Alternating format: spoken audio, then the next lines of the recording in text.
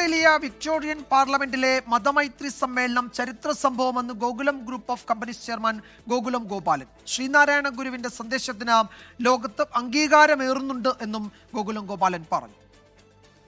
അത് ഓസ്ട്രേലിയയിലെ വിക്ടോറിയൻ പാർലമെന്റിൽ നടക്കുകയാണ്. അത് മാത്രം 1924 നടന്ന മതസൗഹാർദ്ദ സമ്മേളനം, ആലുവയിൽ നടന്ന സമ്മേളനം, അതിന്റെ ഓർമ്മയായി അത് ഇന്ത്യയിൽ മുഴുവൻ ഇപ്പം ആഘോഷിക്കുകയാണ്. അതേസമയത്ത് തന്നെ ഓസ്ട്രേലിയയിൽ നമ്മൾ ഇത്രയും വലിയൊരു രാഷ്ട്രത്തിൽ അത് അതിന്റെ പാർലമെന്ററി മന്ദിരത്തിൽ നടക്കുമ്പോൾ അത് വലിയ ഇമ്പോർട്ടൻസ് ആയിട്ടുണ്ട്.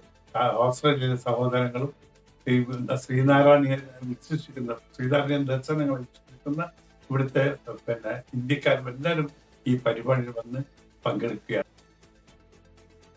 വിക്ടോറിയൻ പാർലമെന്റിൽ ഇന്നാണ് മതമൈത്രി സമ്മേളനം നടക്കുന്നത്. സമ്മേളനത്തിൽ പങ്കെടുക്കാൻ വിക്ടോറിയൻ പ്രധാനമന്ത്രി ജസീന്ത അലനും എത്തിയിട്ടുണ്ട്.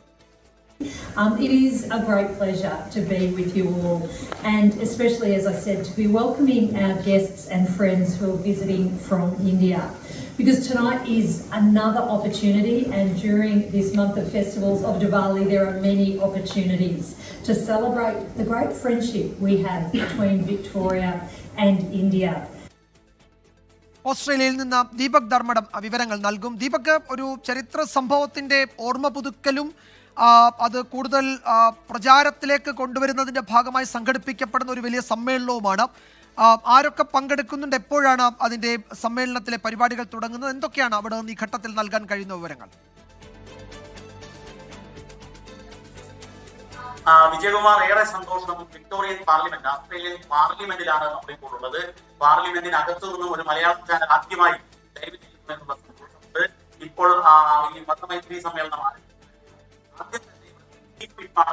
ആദ്യം പറഞ്ഞത്. അതിനുശേഷം ഇപ്പോൾ വിക്ടോറിയൻ പ്രധാനമന്ത്രി ഇവിടെ ഏറെ നേരം പറഞ്ഞത് ഈ രാജ്യവും അതുപോലെ തന്നെ ഇന്ത്യയും തമ്മിലുള്ള ബന്ധമാണ്. അതിലേറ്റവും പ്രധാനപ്പെട്ട കാര്യം എല്ലാ മതങ്ങളെയും അംഗീകരിച്ചു പോകുന്ന മത സാഹോദര്യ ബന്ധമാണ് ഈ രണ്ടു രാജ്യങ്ങളുടെയും പൊതു സ്വഭാവം എന്നുള്ളതും. മറ്റൊന്ന്, ഇന്ത്യ എല്ലാവരെയും സ്വീകരിക്കുന്നതും ഇന്ത്യ എല്ലായിടങ്ങളിലേക്കും അവരുടെ പ്രവർത്തകരെ അയക്കുന്നതും വലിയ രീതിയിലുള്ള ഗുണം ചെയ്യുന്നു എന്ന് പറയുന്നു. അതിൽ ഏറ്റവും പ്രധാനപ്പെട്ട കാര്യം അവർ എടുത്തു പറഞ്ഞത് ആരോഗ്യ വിദ്യാഭ്യാസ മേഖലയിൽ ഇന്ത്യ ഏറെ നിർണായകമായ പങ്ക് ഓസ്ട്രേലിയയിലും വഹിക്കുന്നുണ്ട് എന്നുള്ളതാണ്. ഓസ്ട്രേലിയൻ പ്രധാനമന്ത്രിയുടെ പ്രസംഗം ഇപ്പോൾ കഴിഞ്ഞതേയുള്ളൂ, അവരുടെ പ്രസംഗം. അതിൽ ഏറ്റവും പ്രധാനപ്പെട്ട കാര്യം നമുക്ക് ഈ ശശി തരൂർ അദ്ദേഹം പ്രസംഗിക്കുന്നു. അതുപോലെ തന്നെ ഗോകുലം ഗോപാലൻ, ശിവഗിരി മഠം പ്രസിഡന്റ്, ജനറൽ സെക്രട്ടറി, വിവിധ മത മേലധ്യക്ഷന്മാർ, ക്രൈസ്തവ മതത്തിന്റെയും അതുപോലെ തന്നെ ഇസ്ലാം മതത്തിന്റെയും മേലധ്യക്ഷന്മാർ ഉൾപ്പെടെ ഇതിൽ പങ്കെടുക്കുന്നു. ഒരുപക്ഷെ ഒരു ചരിത്ര മുഹൂർത്തത്തിന് സാക്ഷിയാവുന്നു നമ്മൾ എന്ന് വേണം പറയാൻ. കാരണം പാർലമെന്റിനകത്താണ്, വിക്ടോറിയൻ പാർലമെന്റിനകത്താണ് കേരളത്തിൽ നിന്നുമുള്ള ഒരു സർവ്വമത സമ്മേളനത്തിന്റെ വാർഷികാഘോഷം വിക്ടോറിയൻ പാർലമെന്റ് നടത്തുന്നു, ഓസ്ട്രേലിയൻ പാർലമെന്റ് നടത്തുന്നു എന്നുള്ളത് കേരളത്തിനേറെ നേട്ടമുള്ള കാര്യമാണ്.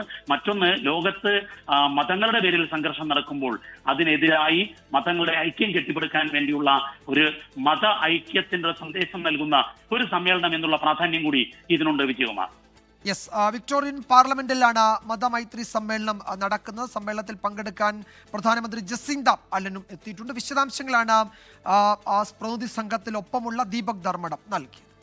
ലോകത്തെവിടെയായാലും ഏത് സമയത്തും 24 വാർത്തകളും ഓഗ്മെന്റഡ് റിയാലിറ്റി പാക്കേജുകളും എക്സ്പ്ലെയിനറുകളും വിശദമായി കാണാൻ ഞങ്ങളുടെ യൂട്യൂബ് ചാനൽ നിങ്ങൾക്ക് സബ്സ്ക്രൈബ് ചെയ്യാം.